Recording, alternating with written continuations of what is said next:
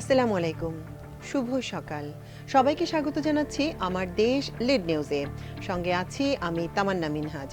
আমাদের আজকের লিড নিউজের শিরোনাম, সীমান্ত হাটে একতরফা লাভ ভারতের। ছাগলনাইয়া ফেনী থেকে ফিরে এই রিপোর্টটি লিখেছেন সোহাগ কুমার বিশ্বাস। চলুন দর্শক, মূল খবরে প্রবেশ করা যাক।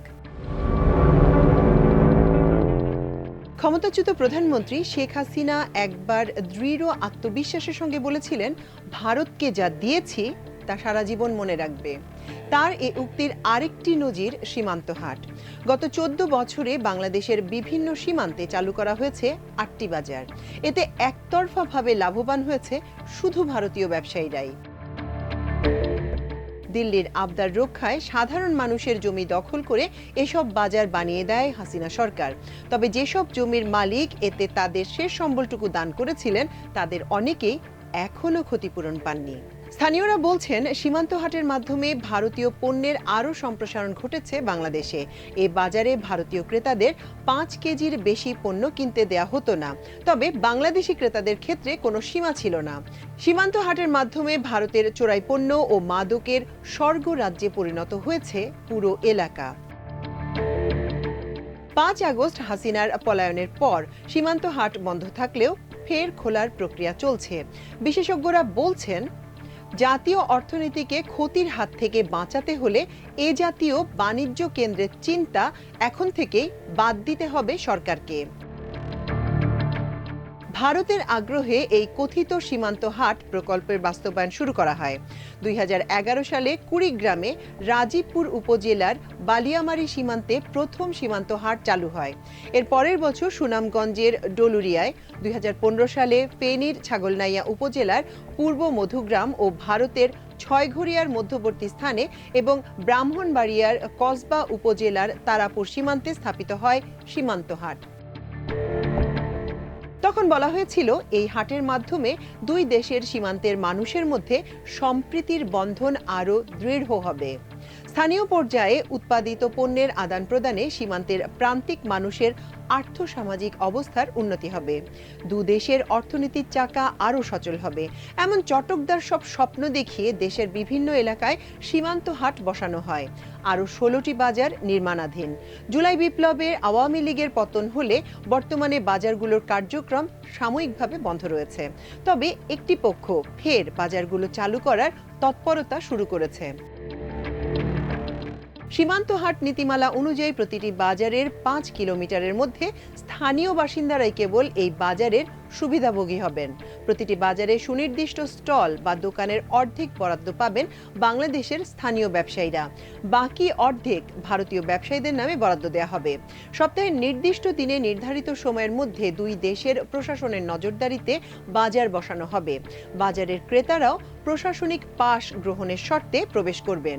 একজন ক্রেতা একদিন সর্বোচ্চ $200 বাজার করতে পারবেন। কেবল স্থানীয়ভাবে উৎপাদিত কৃষি পণ্য ও হাতে তৈরি কুটির শিল্পের 60টি ক্যাটাগরির পণ্য বেচাকেনা হবে এই সীমান্ত হাটে। বাস্তবে এসব নিয়ম কেবল বাংলাদেশিদের জন্যই প্রযোজ্য। ভারতীয়দের জন্য ছিল না কোনো নিয়মের প্রয়োগ। বাংলাদেশ অংশের বাজার ব্যবস্থাপনার দায়িত্বে থাকা বিজিবি, কাস্টমস ও উপজেলা প্রশাসনের কর্মকর্তারাও ভারতীয় ব্যবসায়ীদের পক্ষে অবস্থান নিতেন। তাদের ব্যবসার সম্প্রসারণে উৎসাহিত ছিলেন তারা। বাংলাদেশি ব্যবসায়ীরা পুকুরের মাছ, সবজি, শুটকি, কয়েকটি সুনির্দিষ্ট প্লাস্টিক পণ্য, দড়ি ও টোপ কাটা ছাড়া অন্য কোনো পণ্য বাজারে তুলতে পারতেন না। বিপরীতে ভারতীয় ব্যবসায়ীদের ক্ষেত্রে পণ্য তোলায় কোনো বিধিনিষেধ ছিল না। Cosmetics, chocolate, baby food, sari, 3 piece সহ বৈধ অবৈধ এমন কোনো পণ্য নেই যা আসতো না সীমান্ত হাটে।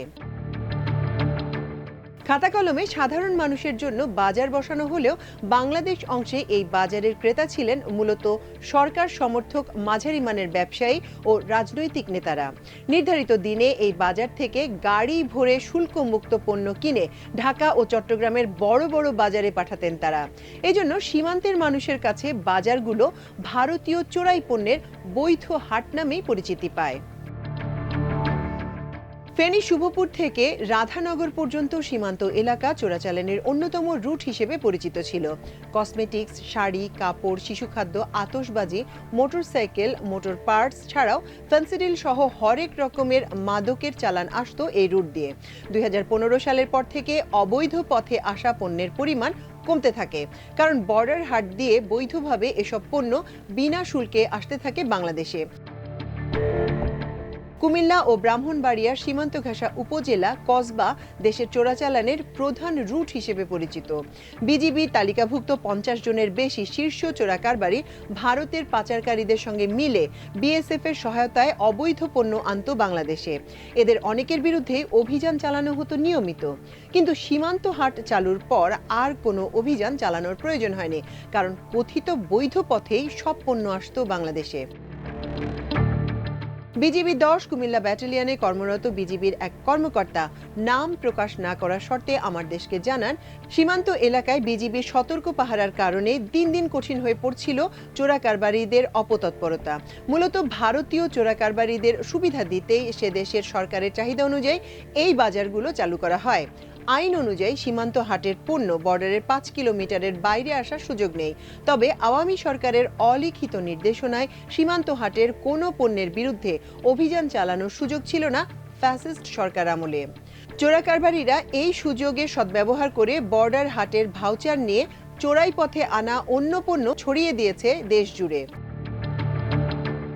নীতিমালা অনুযায়ী দুই দেশের বাজার ব্যবস্থাপনা কমিটি যৌথভাবে বাজার পরিচালনার কথা থাকলেও মূলত ভারতের নিয়ন্ত্রণেই চলত বাজার। বাংলাদেশি ক্রেতাদের অবাধ যাতায়াত থাকলেও ভারতীয় ক্রেতাদের নিয়ন্ত্রণ করত সে দেশের নিরাপত্তা বাহিনী। ভারতের গেটে স্কেল বসিয়ে রেখেছিল তারা। কোনো ক্রেতা 5 কেজির বেশি পণ্য কিনতে পারতেন না বাংলাদেশি ব্যবসায়ীদের কাছ থেকে, অথচ বাংলাদেশি ক্রেতারা অবাধে গাড়ি ভরে পণ্য কিনতেন। বাংলাদেশ অংশের বাজারের দায়িত্বে থাকা প্রশাসনের লোকজনও ভারতীয় ব্যবসায়ীদের পক্ষেই থাকতেন। বাজার বসানোর সময় তল্লাশি করে পণ্য প্রবেশের অনুমতি দেয়া হতো। অনুমোদিত ক্যাটাগরির বাইরে কোনো পণ্য বাংলাদেশি ব্যবসায়ীরা বাজারে তোলার অনুমতি না পেলেও ভারতীয় ব্যবসায়ীদের ক্ষেত্রে নিয়ম মানা হতো না। ফেনীর ছাগলনাইয়া সীমান্ত হাট 1 নম্বর স্টলের মালিক আতাউর রহমান সীমান্ত হাটের জমিদাতা ক্যাটাগরিতে দোকান বরাদ্দ পান। 2015 সালের শুরুতে প্লাস্টিক পণ্য নিয়ে দোকান শুরু করেন তিনি। এসব পণ্যের বেশ চাহিদাও ছিল ভারতীয় ক্রেতাদের মধ্যে, কিন্তু ভারতীয় বাজার কর্তৃপক্ষ এসব পণ্য কিনে নিয়ে যেতে নানান প্রতিবন্ধকতা তৈরি করত। এক পর্যায়ে বাধ্য হয়ে প্লাস্টিক পণ্যের আইটেম বাদ দিয়ে মুদি দোকান শুরু করেন তিনি। আতাউর জানান, ছাগলনাইয়া সীমান্ত হাটে মোট 54টি দোকান ছিল, এর মধ্যে 27টি বাংলাদেশের, বাকি 27টি ভারতের। সপ্তাহের প্রতি মঙ্গলবার সকাল 10টা থেকে বিকেল 4টা পর্যন্ত বাজার বসতো। তবে দোকানের মালিকরা 1 ঘন্টার আগে প্রবেশ ও 1 ঘন্টা পরে বেরোনোর অনুমতি পেত। বাজার শুরুর আগে অনেক লোভনীয় প্রচারণা থাকলেও বাজার বসানোর পর থেকে সবকিছুই ফিকে হয়ে আসে। এ বাজারে একতরফা লাভবান হয় ভারতীয় ব্যবসায়ীরা। আমি মোহাম্মদ আতাউর রহমান, বর্ডার হাটে 1 নম্বর স্টল আমার ছিল। বর্ডার হাটগুলো মূলত এখানে যে দৃষ্টিকোণ থেকে হাটটা করা হয়েছিল, ওই আমাদের যে লক্ষ্যটা ছিল যে আমাদের হাটটা একটা মিলন মেলার মতো থাকবে। এখানে এই পারের আত্মীয় স্বজন এই পারের আত্মীয় স্বজনের সাথে দেখা সাক্ষাৎ হবে, এই পারের উৎপাদিত পণ্য ওই পারে বিক্রি হবে, এই ধরনের কিছু ছিল। কিন্তু শেষ পর্যন্ত এটা এইভাবে ছিল না, এটা প্রায় ইন্টারন্যাশনাল বাজারের মতো হয়ে গেছিলো, যে ভারতের বিভিন্ন ব্র্যান্ডের পণ্যগুলো এখানে বিক্রি হতো। সেই সুবাদে তারাই এখান থেকে সুবিধা বেশি নিত, আমরা তাদের তুলনায় আমরা ওইভাবে সুবিধা পাইতাম না। যে উদ্দেশ্য নিয়ে বাজারটা স্থাপন করা হয়েছিল, বা যদি এমনভাবে বাজারটা হয় আমরাও লাভবান হই, শুধু ভারতীয়রা যাতে একতরফা লাভবান না হয়, ওইভাবে যদি পরিকল্পনা নেয় সরকার, যদি ওইভাবে ব্যবস্থা নেয়, তাহলে মনে হয় আমরাও লাভবান হবো, পাশাপাশি আমাদের দেশও লাভবান হবে। আমাদের হাটে যে রুলস আছে, রুলসে উল্লেখ ছিল যে একজন ক্রেতা $200 পণ্য ক্রয় করতে পারবে। সেটা আমাদের বাংলাদেশি ক্রেতারা ক্রয় করতে পারতো, অবাধে নিয়ে আসতো। আর ভারত অংশে তাদের যে গেটে ক্রেতারা পণ্য ক্রয় করে বের হতো, তারা ওই গেটে কিন্তু এই ধরনের কোনো নিয়মকে তোয়াক্কা করতো না তাদের প্রশাসন। তারা ওইখানে একটা পাল্লা বসায় রাখতো, 5 কেজির ঊর্ধ্বে কোনো মাল একজন ক্রেতা নিতে পারবে না। তাদের প্রত্যেকটা ব্যাগ ওইখানে চেক করা হতো, পাল্লার উপর বসানো হতো। দেখা যেত যে তাদের ওই 5 কেজি পণ্যের মূল্য কিন্তু $5 হয় না।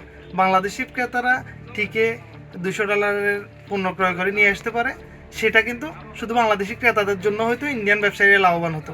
আর আমরা বাংলাদেশি ব্যবসায়ীরা আমরা ওই ধরনের কোনো সুবিধা পাইতাম না। এই বাজারের ১১ নম্বর স্টলের মালিক ফজলুর রহমান জানান, আগে যেসব পণ্য চোরাই পথে দেশে ঢুকত, বাজার চালু হওয়ার পর সেগুলোই কথিত বৈধ উপায়ে বাংলাদেশের বাজারে চাপিয়ে দিত ভারত। ক্রেতা সেজে বাজারে ঢুকে প্রকাশ্যে লেনদেন করত মাদক ব্যবসায়ী থেকে শুরু করে চোরাকারবারিরাও। সীমান্ত হাটের রসিদ দেখিয়ে অবাধে পরিবহন করা হতো ভারতীয় চোরাই পণ্য। বাজারের পাশের গ্রাম মুচির দিঘির বাসিন্দা বখতিয়ার উদ্দিন রিপন জানান, তাদের গ্রামের পাশের বাজার হলেও সাধারণ ক্রেতারা বাজারে প্রবেশ করতে পারতেন না। আগে যারা চোরা কারবার করতেন তারাই ছিলেন এই বাজারের বৈধ ক্রেতা। ঢাকা ও চট্টগ্রাম থেকে গাড়িতে করে মানুষ আসতো বর্ডার হাটে। পুরো এলাকায় 2 জন দোকান বরাদ্দ পেয়েছিলেন, বাকি 25 জনই ছিলেন ফেনী সদরের।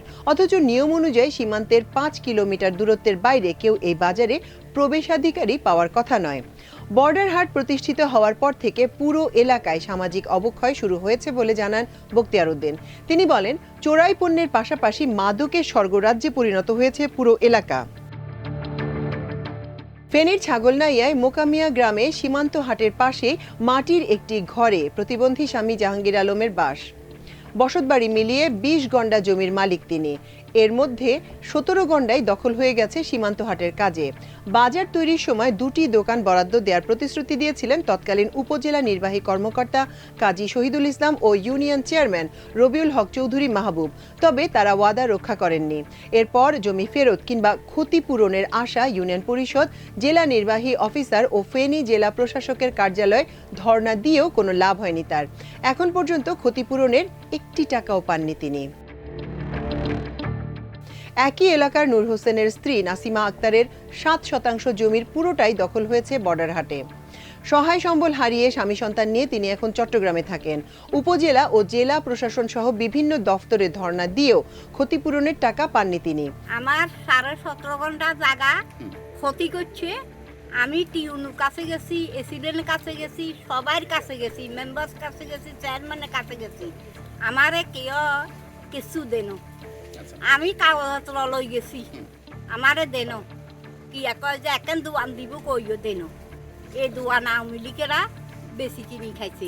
একই এলাকায় আহমেদ হোসেন মাস্টার, আজগর হোসেন, আহমেদ করিম, আবু বক্কর সিদ্দিক, আব্দুল ওয়াদুদ মোল্লা, রুহুল আমিন, শাহ আলম, বিবি আয়শা ও শামসুল করিমের জমিও দখল করা হয়েছে ছাগলনাইয়া বর্ডার হাটের জন্য।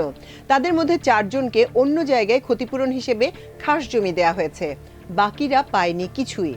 কিন্তু সরকারি নিয়ম অনুযায়ী রাষ্ট্রীয় কোনো প্রকল্প বাস্তবায়নের জন্য জমি অধিগ্রহণ করতে হলে মৌজার মূল্যের 3 গুণ টাকা দিতে হয়। সাধারণ মানুষের জমি ম্যানেজ করে দেওয়ার দায়িত্বে থাকা রাধানগর ইউনিয়নের তৎকালীন চেয়ারম্যান রবিউল হক চৌধুরী মাহবুব জানান, ভারতের তাগিদে দ্রুত সময়ের মধ্যে বর্ডার হাট স্থাপনের নির্দেশ দেয় সরকার।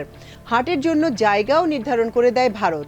তড়িঘড়ি করে বাজার স্থাপনের জন্য জমি অধিগ্রহণের প্রক্রিয়া মানা সম্ভব হয়নি।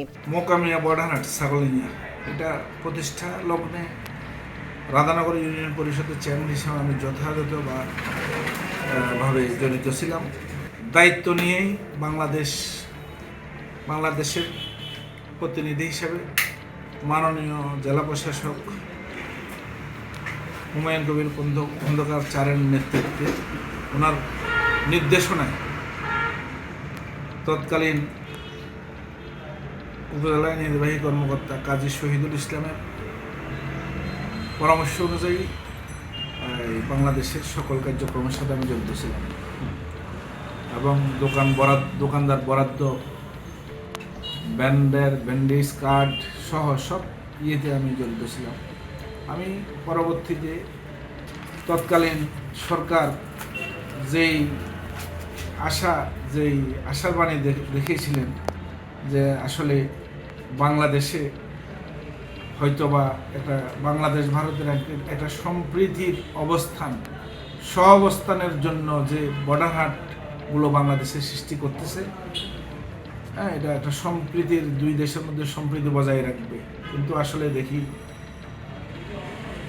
অতীতে ধরেন হয়তো ফেলানির মতো লাশ আর ঝুলবে না, স্বর্ণার মতো মেয়ে আর গুলিবিদ্ধ হবে না, অনেক আশা নিয়ে বাংলাদেশ এবং ভারত দ্বিপাক্ষিক চুক্তিতে বর্ডার হয়েছিল।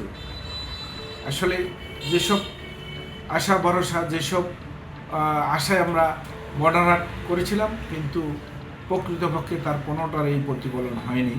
আমি আমার বাস্তব অভিজ্ঞতা, আমি দৃশ্যমান অভিজ্ঞতার আলোকে বলতেছি।